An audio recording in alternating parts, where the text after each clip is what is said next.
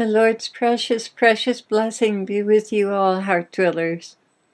Oh, he gave me such a sweet message tonight. I had been having a little bit of problem concentrating in prayer, and finally, with the help of his grace, I was able to really enter in. And after a while, he told me, I'd like to speak to you. So I came and sat here at the computer and listened for his voice, and he said, when you come to listen to me, don't you know that I long for you to listen, even more than you long to hear? But you approach me as if I'm doing you a favor. Listen to me, my brides.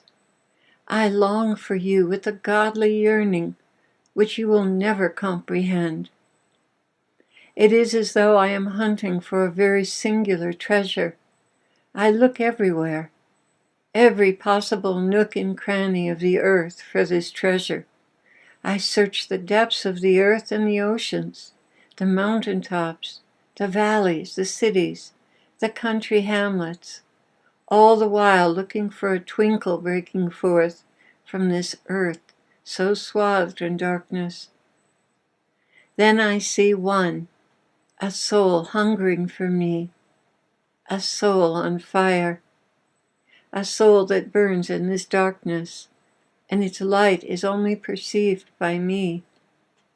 And I ask my Father, please, Father, turn the heart of this precious one to me, so I may speak with her. Cause her to reach out for me. And her heart is quickened, but never with the thought that I desire her company. No, she thinks only to herself, wretched as I am. Have mercy, God, and send me a sign of your presence in my life.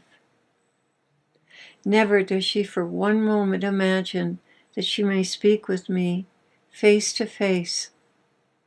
So that long process begins, the process of convincing her that I'm longing for her company. And as I press in to get her attention, she presses in seeking me. And the devils come along and try every conceivable tactic to rob her of my reality. And their most successful one is, you are not worthy, you are no prophet or priest, you have no royal blood, you are worthless. And she believes it. But then I break through and tell her, my darling one, your worth is the blood I shed for you. Your worth is my very life given for you on Calvary. Do you understand? You, I died for. And slowly she turns her hope towards me, daily gaining ground against the tormenting liars. With my grace she encounters me and receives me into her heart, and we dwell with one another. And I find my delight in the sound of her footsteps as she hurries to our trysting place. And there I pour out my heart to her, and she drinks from the living waters of my very own soul and is refreshed. Daily we grow together. Daily I seek her out. She seeks me out, despite every device of evil that seeks to quench our love for one another. Through my grace, our hearts and souls become united, and she becomes a diamond studding the earth, breaking the dense darkness and shining out to all around her, but especially to me. I savor her light and to be in her presence. Ah, yes, this is my love affair with the one they call not worthy. She offers herself on the altar of our love and carries with me the burdens of dying humanity. She refreshes my soul. She anoints my weary eyes in the salve of devotion. She washes my feet with her tears, tenderly heals my wounds with the earnestness of her heart. Oh, children, children, Do you not know how precious you each are to me? You come begging me to visit you. Don't you see I'm the beggar? I'm the one waiting for your attentions, hoping and waiting for you to believe that I desire your company. And what do the evil ones do?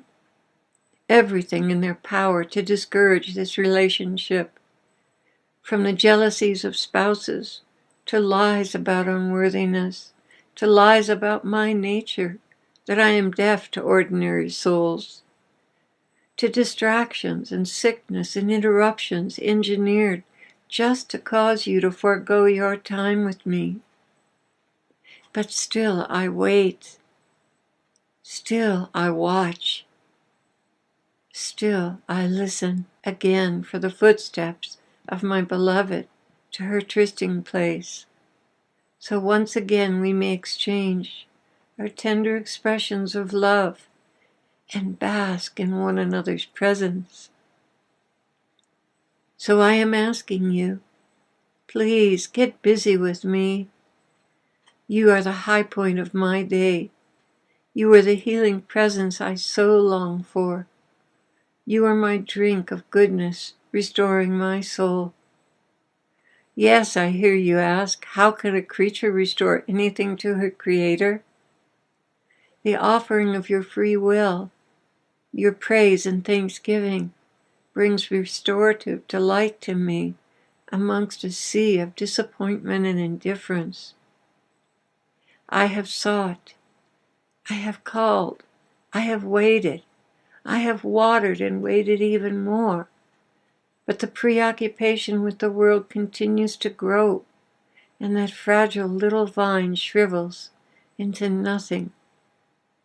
When it grows and blossoms and brings forth fruit, shall I not be moved to tears of gladness? Shall I not dwell under its shade and nourish myself on its fruit? So you see, I present the evidence to you. I long for your company more than you long for mine. Cease your doubting. Cease your evading and preoccupation with temporal pleasures. Rather turn your whole heart and soul to dwelling with me and satisfying my thirsty soul for the living waters you give back to me.